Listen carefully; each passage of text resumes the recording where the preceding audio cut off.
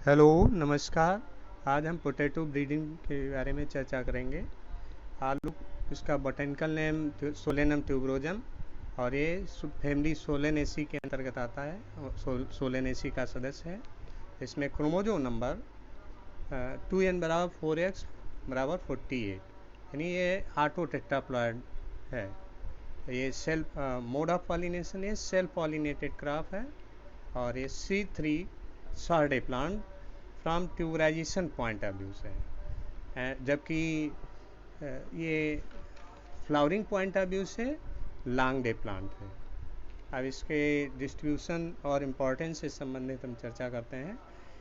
World में 2009 में इसका एरिया 18.65 मिलियन हेक्टेयर में इसकी खेती की गई, जिससे 329.58 मिलियन टन प्रोडक्शन प्राप्त हुआ और per hectare productivity 17.67 ton per hectare. और इसके प्रमुख उत्पादक देश हैं विश्व के China, India, Russian Federation, Ukraine, USA, Germany, Poland, France, Netherlands. ये प्रमुख विश्व के उत्पादक देश हैं और चीन और भारत ये मिलकर विश्व के 1/3 उत्पादन करते हैं। पूरे विश्व के कुल आलू उत्पादन का भारत और चीन मिलकर 1/3 उत्पादन करते हैं और 2009 के आंकड़ों के अनुसार चीन के बाद भारत का आलू उत्पादन में दूसरा स्थान है। और अब भारत के एरिया प्रोडक्शन प्रोडक्टिविटी के बारे में चर्चा करते हैं, बताते हैं। 2010 और 11 में भारत का कुल एरिया 1889.6 मिलियन थाउजेंड हेक्टेयर में इसकी खेती की गई, जिससे 39,656.4 थाउजेंड टन प्रोडक्शन प्राप्त हुआ और पर हेक्टेयर प्रोडक्टिविटी भारत की 209.87 क्विंटल पर हेक्टेयर। ये 2010 और 11 के आंकड़ों के अनुसार है। और हमारे भारत के प्रमुख आलू उत्पादक राज्य हैं उत्तर प्रदेश, वेस्ट बंगाल, बिहार, पंजाब, गुजरात, मध्य प्रदेश, असम, झारखंड, हरियाणा। ये कुछ प्रमुख आलू उत्पादक राज्य हैं।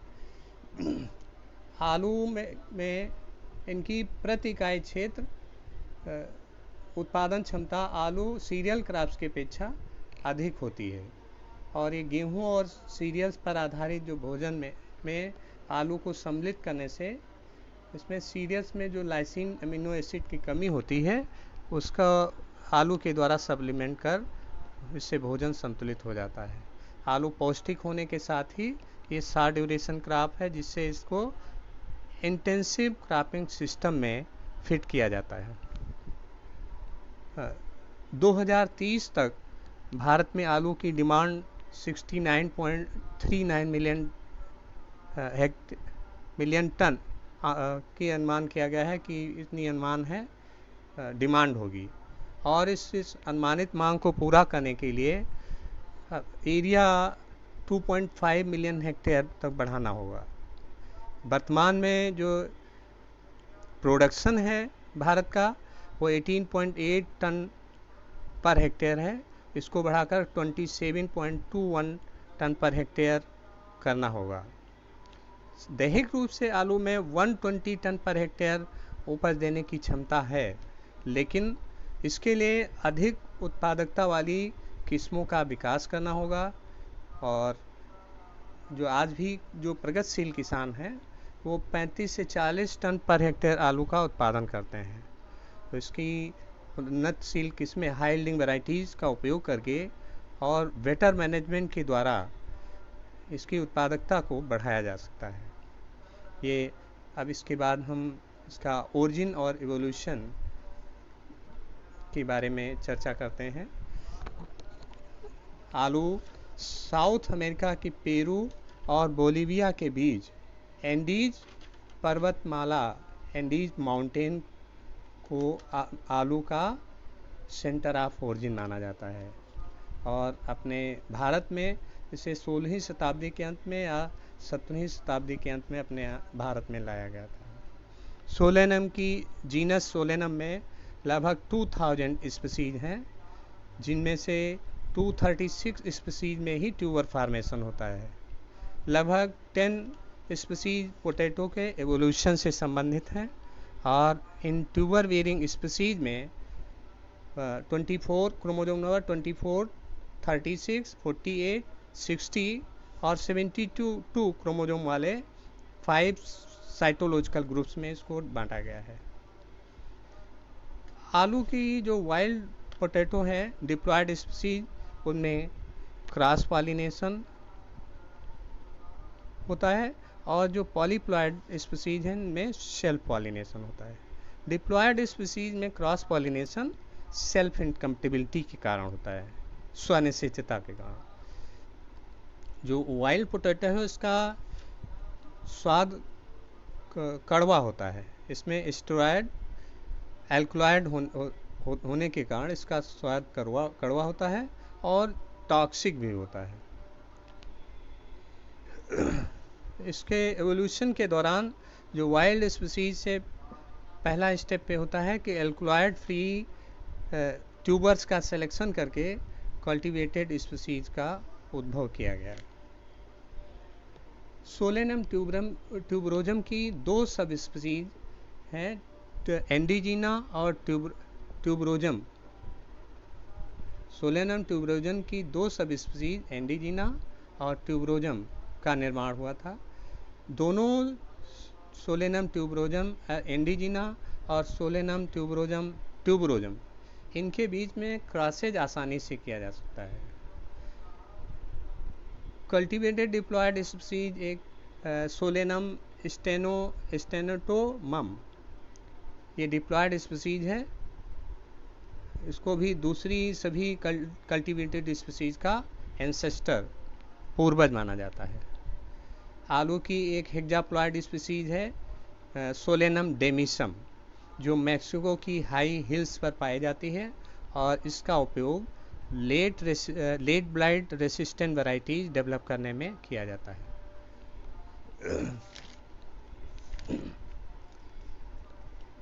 तो इस तरह से ये ओरिजिन और इवोल्यूशन के बारे में हमने बताया।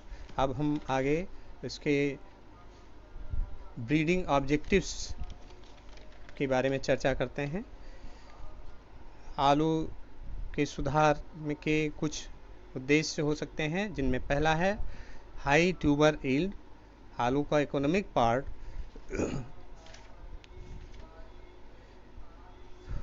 ट्यूबर होता है, तो इसके ट्यूबर के यील्ड कंट्रीब्यूटिंग कैरेक्टर्स हैं कंपोनेंट्स, नंबर ऑफ ट्यूबर्स पर plant and weight of individual tuber. एक स्टोलन अंडरग्राउंड स्टेम में 3 to 10 ट्यूबर्स लगते हैं। स्टोलन नंबर ऑफ ट्यूबर्स पर प्लांट के साथ स्टोलन नंबर ऑफ ट्यूबर्स पर प्लांट और नंबर ऑफ स्टोलन्स, इनमें पॉजिटिव कोरिलेशन होता है, जबकि नंबर ऑफ ट्यूबर्स पर स्टोलन और नंबर ऑफ ट्यूबर्स पर स्टोलन नंबर ऑफ ट्यूबर्स पर स्टोलन और नंबर ऑफ स्टोलन पर प्लांट, इनमें नेगेटिव कोरिलेशन होता है।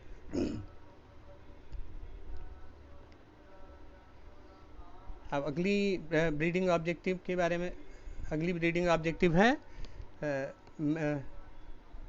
डिफरेंट मैच्योरिटी ड्यूरेशन वाली वैरायटी डेवलप करना, अगेती, मध्यम और पिछेती किस्मों का विकास। Short duration variety 60 to 70 days में उनका क्रॉप ड्यूरेशन होता है, और ऐसे क्षेत्रों में जहां आलू के लिए उपयुक्त वातावरणीय दशाएं, उनकी अवधि कम होती है, और इस जो अर्ली मैच्योरिंग वैरायटी विकसित की जाती हैं, इनको मल्टीपल क्रॉपिंग सिस्टम में उपयोग किया जा सकता है। और फरवरी मार्च में एफिड कीटों के प्रकोप से अर्ली मैच्योरिंग वैरायटी बच जाती हैं। इसलिए अगेती किस्मों का विकास इसमें ब्रीडिंग ऑब्जेक्टिव मुख्य रूप से होता है। अगला ब्रीडिंग ऑब्जेक्टिव है ब्रीडिंग फॉर डिजीज रेसिस्टेंस। आलू में कुछ प्रमुख बीमारियां हैं, जैसे अर्ली ब्लाइट है, late blight, charcoal rot, viral disease हैं जैसे mosaic, leaf roll, stem necrosis, black scurf, dry rot. इन रोगों के प्रति रोधी किस्में विकसित करना इसका ब्रीडिंग ऑब्जेक्टिव होता है। इसी तरह से इंसेक्ट रेसिस्टेंस, जो इस फसल को नुकसान करने वाले मुख्य कीट हैं, एफिड, रूट रॉट निमेटोड और सिस्ट निमेटोड, इन कीटों के प्रति रोधी किस्में विकसित करना ब्रीडिंग ऑब्जेक्टिव होता है। इसी तरह से टॉलरेंस, जो एबायोटिक स्ट्रेसेज हैं इनके प्रति टॉलरेंस वैरायटी डेवलप करना, जैसे टॉलरेंस टू टेम्परेचर। आलू में मुख्यतः वृद्धि और विकास की 5 स्टेजेज होती हैं। पहली स्टेज है जर्मिनेशन, दूसरी वेजिटेटिव ग्रोथ स्टेज, तीसरी है ट्यूबर इनिशिएशन स्टेज, चौथी ट्यूबर बल्किंग स्टेज और पांचवी है मैच्योरेशन स्टेज। जर्मिनेशन और ग्रोथ और जर्मिनेशन के लिए हाई टेम्परेचर की आवश्यकता होती है, जबकि ट्यूबर फॉर्मेशन और ट्यूबर बल्किंग के लिए low temperature less than 18 degree centigrade temperature की आवश्यकता होती है। बहुत सी किस्में हैं जिनको अगर 29 डिग्री सेंटीग्रेड से टेम्परेचर अधिक हो जाता है तो उनमें ट्यूबर फॉर्मेशन नहीं होता है। इसी तरह से फ्रॉस्ट रेसिस्टेंस, आलू को पाले से अधिक नुकसान होता है, कभी कभी ये पूरी फसल ही नष्ट हो जाती है। तो फ्रॉस्ट रेसिस्टेंट वैरायटी डेवलप करना इसका ब्रीडिंग ऑब्जेक्टिव होता है। और सूखाग्रस्त क्षेत्रों में जहाँ पर पानी की सिंचाई कमी होती है तो उन क्षेत्रों के लिए कम पानी चाहने वाली किस्मों का विकास करना आवश्यक होता है। और इसके बाद में अगला और लास्ट ब्रीडिंग ऑब्जेक्टिव है क्वालिटी इम्प्रूवमेंट। आलू की गुणवत्ता में उपज के साथ ही अधिक उपज प्राप्त हो, साथ में इसकी गुणवत्ता भी अच्छी होनी चाहिए। आलू इसकी गुणवत्ता कैसे अच्छी की जाती है? आलू के shape, size, colour, good cooking texture, good keeping quality and no tuber cracking. कभी कभी इसको उबाला जाता है तो आलू फट जाते हैं। और हाई सॉलिड कंटेंट, ये कुछ क्वालिटी ट्रेड्स हैं जिनको इम्प्रूव किया जाता है। प्रोसेसिंग पोटैटो, जिसका उपयोग चिप्स और फ्रेंच फ्राइज आदि बनाने में करते हैं, उसमें ड्राई मैटर कंटेंट या सॉलिड कंटेंट की मात्रा 20% से अधिक होनी चाहिए और रिड्यूसिंग शुगर की मात्रा भी 250 to 500 मिलीग्राम पर 100 ग्राम फ्रेश वेट से अधिक नहीं होना चाहिए। चिप्स में ब्राउनिंग और कड़वा स्वाद न हो, इसके लिए कम रिड्यूसिंग शुगर वाली मात्रा वाले कंदों को प्रयोग में लाना चाहिए। और इसके लिए सेंट्रल पोटैटो रिसर्च इंस्टीट्यूट ने 3 प्रोसेसिंग वैरायटीज, कुफरी चिप्सोना 1, कुफरी चिप्सोना 2 और कुफरी चिप्सोना 3, ये चिप्स और फ्रेंच फ्राइज बनाने के लिए विकसित की हैं। आलू की जो वाइल्ड स्पीसीज हैं उनके ट्यूबर्स का कड़वा स्वाद इनमें स्टेरॉयडल ग्लाइको एल्कलाइड्स के कारण होता है और आलू में डोमेस्टिकेशन के दौरान भी कम कड़वे स्वाद वाले कंदों के लिए चयन किया जाता है। हाँ, अब हम ब्रीडिंग मेथड के बारे में चर्चा करते हैं। ये सेल्फ पॉलिनेटेड क्रॉप है और इसकी ब्रीडिंग मेथड को 2 ग्रुप में हम बांट सकते हैं। एक ट्रेडिशनल या कन्वेंशनल ब्रीडिंग मेथड्स हैं जिनमें इंट्रोडक्शन, क्लोनल सिलेक्शन, हाइब्रिडाइजेशन ये विधियाँ आती हैं, और दूसरा नॉन कन्वेंशनल ब्रीडिंग मेथड है जिसमें वाइट क्रॉसिंग और टिश्यू कल्चर ये विधियाँ आती हैं। तो हम पहले नॉन कन्वेंशनल ब्रीडिंग मेथड में पहली विधि है इंट्रोडक्शन। आलू को भारत में यूरोप से लाया गया है और बाद में कुछ किस्मों को अन्य देशों से भी इंट्रोड्यूस लाया गया और उनको सीधे खेती के लिए प्रयोग किया गया। ऐसी ही कुछ प्रमुख किस्में हैं Great Scott, Magnum Bonum, President, up to date. ये किस्में बाहर से लाई गई और उनको सीधे खेती के लिए प्रयोग किया गया। और सिलेक्शन मेथड में ये चूँकि एसेक्सुअली प्रोपेगेटेड क्रॉप है, अलैंगिक प्रवर्धित फसल है, इसलिए इसमें क्लोनल सिलेक्शन का उपयोग किया जाता है। आलू में क्लोनल सिलेक्शन के द्वारा इसकी देसी किस्म है फुलवा के क्लोनल सिलेक्शन से कुफरी सफ़ेद किस्म का विकास किया गया। और एक दूसरी किस्म है दार्जिलिंग रेड राउंड, इसमें क्लोनल सिलेक्शन के द्वारा कुफरी रेड किस्म का विकास किया गया। अगली ब्रीडिंग मेथड हाइब्रिडाइजेशन है। हाइब्रिडाइजेशन के लिए 2 वैरायटीज़ को जनक के रूप में उपयोग करते हैं, क्योंकि ये किस्में हेटेरोजाइगस होती हैं और इनमें F1 में विविधता अधिक होती है। इसलिए F1 से ही डिजायरेबल प्लांट्स का चयन कर सिलेक्टेड प्लांट्स से प्राप्त ट्यूबर्स को एक लाइन में बोते हैं और इस प्रकार से प्राप्त एक लाइन एक क्लोन कहलाती है।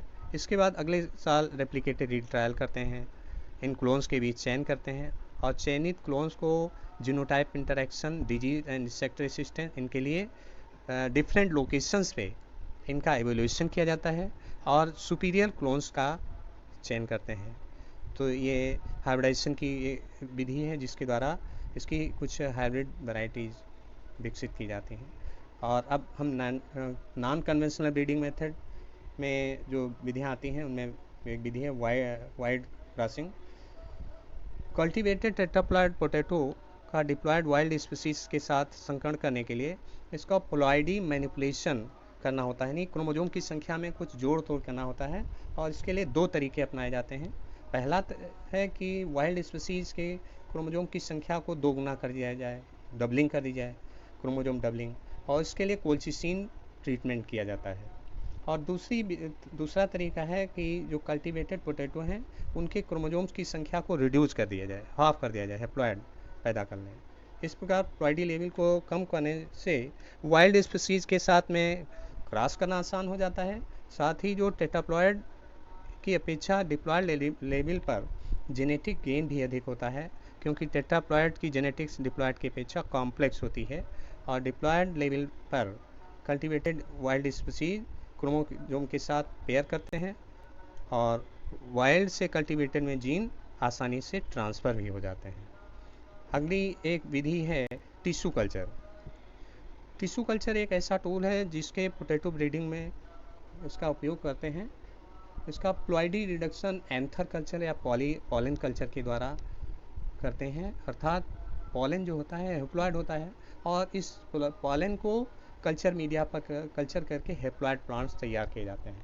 यानी 4x पोटैटो प्लांट उससे उसका जो होता है डिप्लॉयड हुआ और टेट्राप्लॉइड है और उससे पॉलन जो है वो 2x होगा, 4x से 2x, और इस 2x पॉलन को जब कल्चर मीडिया पर कल्चर करते हैं तो डाई हैप्लॉइड पोटैटो प्लांट इससे प्राप्त हो जाता है।